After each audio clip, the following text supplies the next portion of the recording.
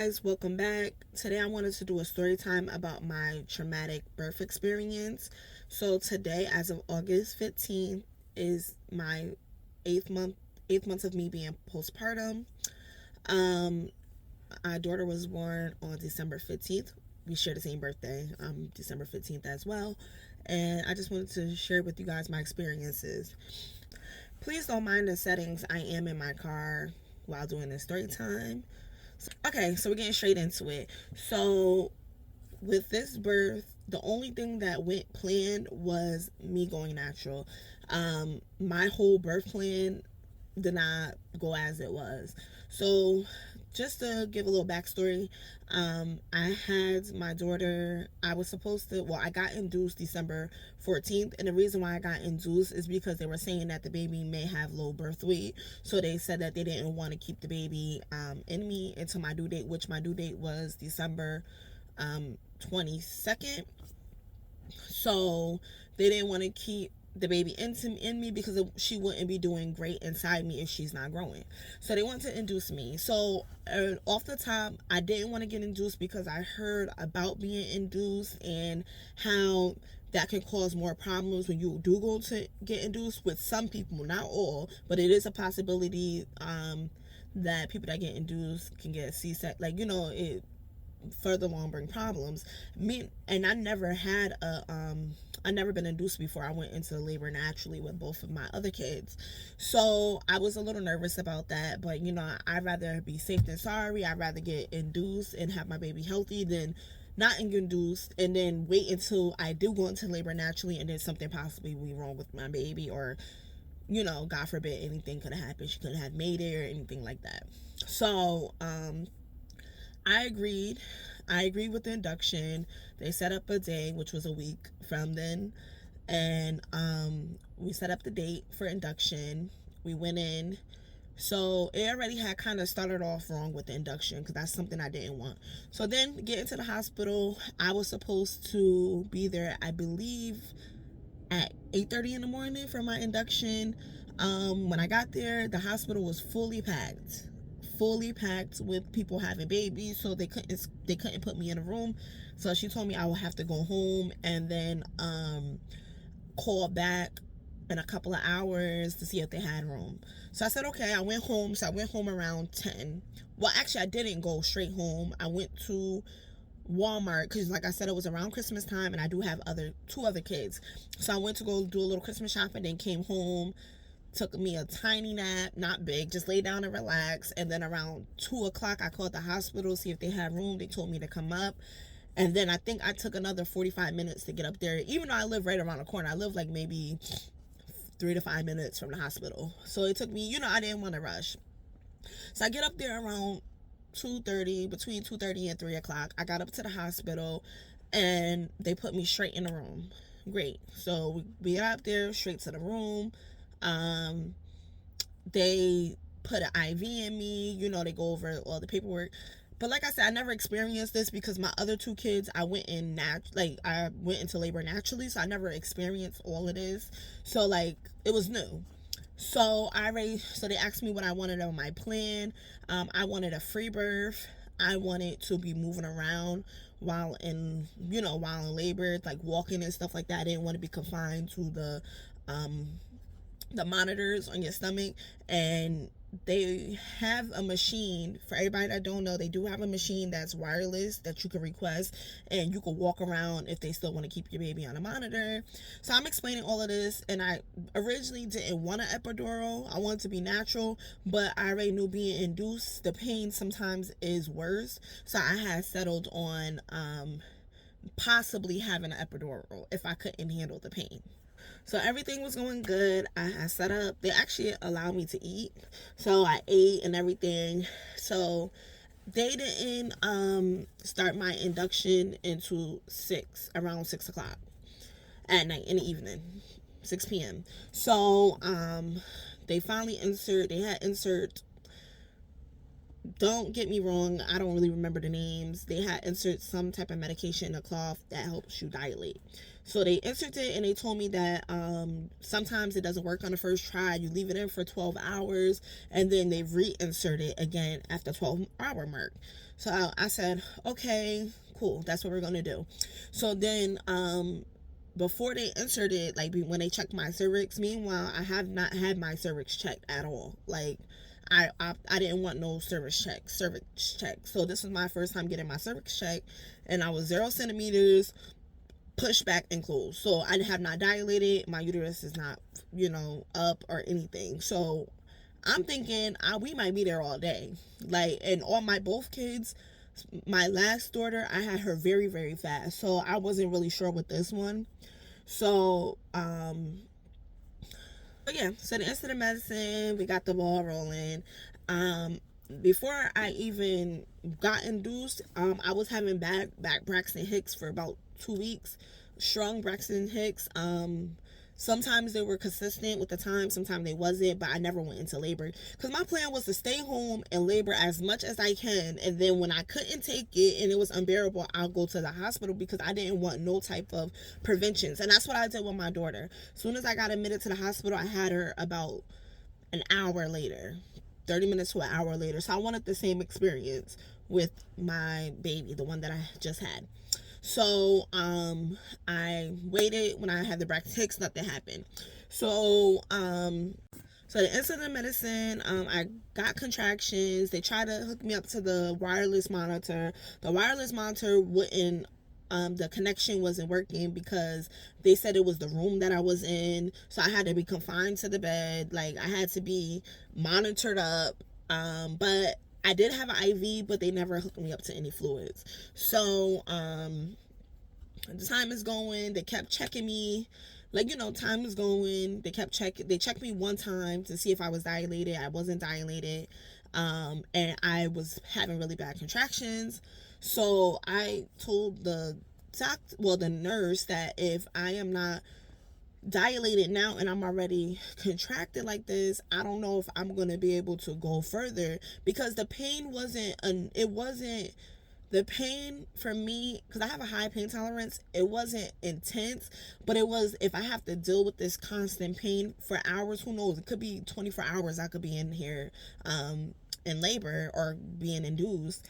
I don't want to have to feel that the whole time. So she was like, yeah, we'll figure something out, da da da. So after that, I waited a little longer, and I'm going to say maybe around 12 a.m. is when I was in more pain. So my boyfriend had left, went home, because like I said, this is my third time doing it. So I just told him he could come back when it's closer to time for me to have the baby. I was gonna be fine. So he left to go home, and then around 12ish, I texted him and I told him that the contractions are getting stronger. They're getting stronger, they're hurting, and then he was like, oh, reach out to the, ring your bell and see if somebody could help you. So I'm like, okay. I rung my bell, the nurse came, and wow, it was about to rain. But the nurse came in and she told me that she can give me some type of medication that will help me sleep. So she never told me, she never explained to me that she told me it will help me sleep. Like, it will make me feel not relaxed, but help with the pain so I can get some rest, basically. But not an epidural, because like they said, I wasn't dilated at all. Still closed back. It's been 6 hours since I had this medicine inside of me. So they put it in my IV, and she told me it was going to burn. I did feel the burn. I was like, oh yeah, you was right, it was going to burn. But then it stopped immediately. And then after like a minute, I started to doze off. So I was like, hold up. Like, why am I dozing off? Like, So I was like, because I never been put to sleep, y'all. So I never been put to sleep. So I'm like, why am I dozing off? So I looked at the nurse and I'm like, are you putting me to sleep? And she was like, yeah, I'm putting you to sleep. Oh, well, by then, my boyfriend had already came up to the hospital. He came up there. He was there when they inserted the medicine in my IV. So, because like I said, I only lived 3 to 5 minutes away. And that night, it took him like 3 minutes to get there. So she had so I had asked her, I'm like, are you putting me to sleep? And she was like, yeah. And I was like, well, I didn't give you my consent to put me to sleep. So I'm like kind of like bugging out because I'm like, I didn't tell you it was okay to put me to sleep. You just told me you were going to give me some medicine to help with the pain so I can get some rest. It wasn't like, no, it's going to be putting me to sleep. So like by that happening, I was kind of like not trying to make myself to go to sleep. And then it kind of caused me to like, I'm not going to say hallucinate. Maybe I was hallucinating, but I was like replaying things over and over and over in my head. And I didn't want to go to sleep. I would wake up and then I felt like I couldn't breathe a little bit. And I just kept doing it over and over and over again. So I didn't know if I did fall asleep and I was just dreaming this. And then somebody will keep walking by my door. Like I'll see like feet, but I was the last room at the end of the hall. So where are you going? So it was just like a lot going on with the medication. So the reason why they gave me the medication is because they said that it was too early for me to get the epidural, and that this medication I could only get in the beginning because they don't want to give it to me too close to when I have the baby, because the baby could come out with the side effects of the drug or whatever. So I'm like, okay, cool. So then I guess like a couple of hours, so that was around 12 something, 1 o'clock. Few hours passed. I'm gonna say around 4 a.m. 4 something a.m. the contractions come back. But like when I say they come back, they're coming back like full force. So I kind of didn't think I was in labor, but I felt like my contractions was coming. So I wake my boyfriend up because he's still there with me. So I wake him up and I'm like, yeah, like these contractions are coming back. He was like, oh, like you okay? I said, I think I'm good, because like I said, I have a high pain tolerance. So around 5 like around 5 o'clock I had contacted the nurse. So this was like not even an hour later. I had called the nurse, and the nurse was like, oh well, I gotta check you. So I felt like she was thinking I was being dramatic, but like I said, I have high pain tolerance. So she was like, oh, I can't give you the medicine that I just gave you because of this. Meanwhile, I don't want that medicine. I just want to know if I'm dilated, because the way these contractions was coming, I felt like I was dilated. So I had told her that she could check me. No. First she was like, oh, she explained to me about the medicine again. So then she left. Then like 15 minutes later, it's like 5 something now. 15 minutes later, I'm hitting my call bell. Like, she's like, oh, I'm coming. And I'm like, she's like, oh, do you want me to just check you to see if you dilated? And I said yes, because when I tell you these contractions was hurting, they were to the point where like they were like hurting like really bad. So I'm like, yes. And they were back to back. They see it on the monitor because they have the monitor, like even though they wasn't in the room, they have like a big TV with everybody's like monitor, with the baby monitor, so they could see my contractions. So she went to go check me, but in this process the nurse has already been switched out. It's a lot going on that I haven't explained into this video, but I do want to make this video short, and I don't want to like tell all the details because that's not really valid right now. This is the part about the actual birth that's valid. So she went to go check me, and when I tell you the pain that I felt, it felt like a sharp pain. Like I said, I had 2 kids before. My baby girl, my first daughter, yes, I had an epidural with her, but I had an epidural 30 minutes before I pushed. With my son, I had an epidural right from the top. So I was getting checked with my daughter, my oldest daughter. I was getting checked. No pain ever felt like this. When I tell you, I was telling her like, yo, you gotta stop, like that hurts. And she was like, well, I can't help you if you won't let me check you. And I'm like, I will let you check me, but this hurts too bad. Like it hurt worse than the contractions. So she was just like, oh, well, I can't help you. I said, well, can you just give me like 10, 15 minutes and you can come back and check me? Because when I said the pain hurt, it hurt. So she was like, okay. I said, but in the meantime, I was like, in the meantime, can I stand up and labor? Like just rock and walk back and forth. Like it will help with the pain. Because, they always say laying down in a bed when you having contractions, it hurts more than you standing up and walking and getting in the shower.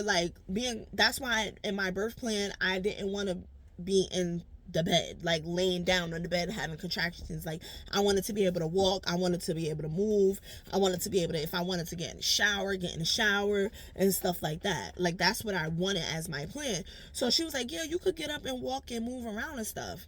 So I said, okay. So she was like, do you want to get up and walk around now? And I said, yes. So I stood up, and when I stood up, the pain, like the contractions was hitting, but it was still tolerable because, like I said, I have a high pain tolerance. It was still tolerable, but I knew this baby was coming soon. But I didn't think she was going to be coming that soon because they already said I was 0 centimeters pushed back. Like, it's gonna take time. So I'm like, dang, like, and then I'm like, yeah, in my head I'm like, yeah, if I'm gonna have to feel like this for another God knows how many hours, I'm gonna have to get an epidural because this is uncomfortable. Like, if I have to go through it for a few minutes, okay, but for me to go through this for hours and hours, it's uncomfortable. So shout out to all y'all mamas out there that be going through and having these contractions for hours and hours and hours. Shout out to y'all. Shout out to y'all because that pain is only good for a few minutes. So I got up, I'm rocking on the bed, leaning over the bed, rocking. Just, she leaves. She leaves out the room. I tell you not, 3 to 5 minutes later, I felt like I had to push. So I'm like leaning over the bed, I'm breathing, I'm hot, I'm sweating, I done took the gown off. My boyfriend was like, yo, you good? I'm like, I don't know. I said, I feel like I need to push. So he was like, you gotta push. And I'm like, yeah, but when you in labor, your body involuntary push. So now I'm standing up, like leaning over the bed, and I want to push. So I start pushing because I can't help it. My body just wants to push the baby out. So I start pushing, and then I looked at him and I'm like, I'm pushing. And he was like, you're what? I'm like, I'm pushing the baby out. Like, I'm pushing. He was like, what am I supposed to do? What am I supposed to do? So for me, this didn't really, like I said, it hurt, but my body was so focused on pushing, I forgot all about the contractions at this point. My body is like, push the baby out. So I was like, get the nurse. So as I said that, I pushed again and my water broke. So now my water broke. So he ran out to get the nurse. So now I hear the nurse, the doctor, and him in the hallway near my room conversing. The nurse telling the doctor, like, oh, she won't let me check her. She won't. I'm hearing all of this while I'm literally have my foot cocked up on the railing, pushing my baby out. Like, holding like that. Like, so he was like telling them, like, oh, she's saying she gotta push. So they still going back, the doctor, I hear them. And then he was like, well, she's saying she's pushing right now. So as soon as he said that, they ran into the room. So when they ran to the room, the baby girl head was already out.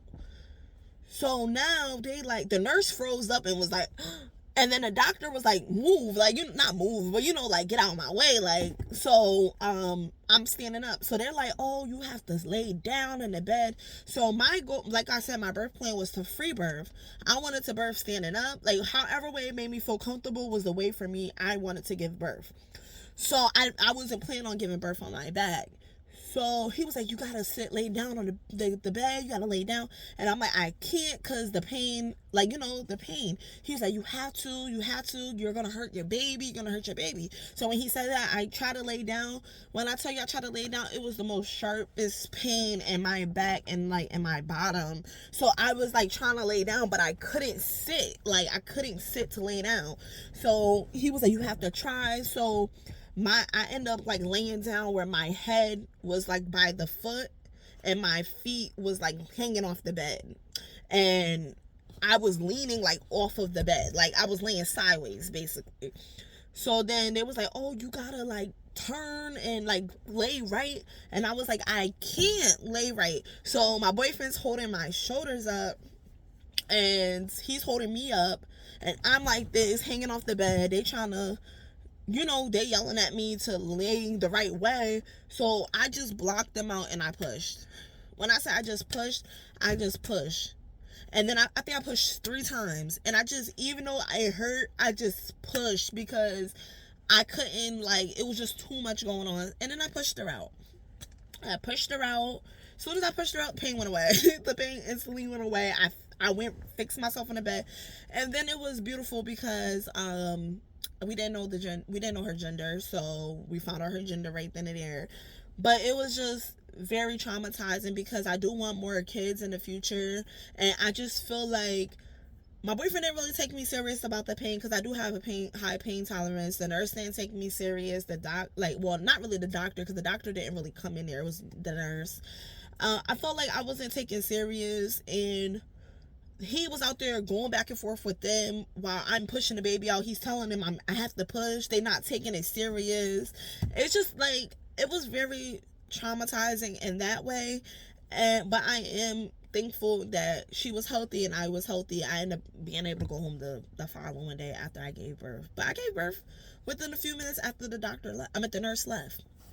But it was just very traumatizing. Like, after I had the baby, I didn't think, like, I was like, I don't think I want to have any more kids, like, because I was planning on having one more child to make 4. I'll have 4. I was hoping for 2 girls and 2 boys. So that's my traumatizing story, and I wanted to share this because I spoke up for myself, I advocated for myself, and I still wasn't heard. And I just wanted to say, like, if you feel like something is wrong, speak up. If you are in pain, speak up, even if they don't believe you, because the lady didn't believe me. She tried to check me, and I feel like when she was checking me, she was actually pushing the baby back up. That's why it hurted so bad, because she checked me 5 minutes before I gave birth. You had to feel my baby's head. So I feel like she was kind of pushing her back up. That's why it hurted. But just advocate for yourself, stand on it, because you don't want to, like, end up, like, what if I didn't have my boyfriend with me? I would have had the baby on the floor probably. Like, I would have had her standing up, and nobody, I would have probably had to call somebody. I couldn't get to the call bell because the call bell was on the opposite side of the bed that I'm on. And I wasn't, like, my mind was to push the baby out. It wasn't nothing about using the call bell, using this to get help. That's why I told my boyfriend to go get help. Even, like, with that circumstance, he had to tell me, like, what do you want me to do? I wasn't thinking to be like, yo, go get the nurse. Like, I wasn't thinking about that. The only thing in my mind was my body was just telling me to push her out, push the baby out, push. So my body, I was involuntary pushing her out. So it's just very good to advocate for yourself and just advocate, be on top of it. Like, everybody has a different pain tolerance. Like I said, I have a high pain tolerance. If you have a low pain tolerance and you at 1 centimeters, if you in pain, girl, you in pain. Like, if you can't handle it, you can't handle it. Say something, because you just never know. Like, you just never know. But that's all. Thank you for listening to my story. If you like this story, you could like it, subscribe, comment, tell me your experiences. If you had a traumatic experience, if you haven't had one, tell me your good experience. And that's it. Well, I hope you guys have a great day. Bye.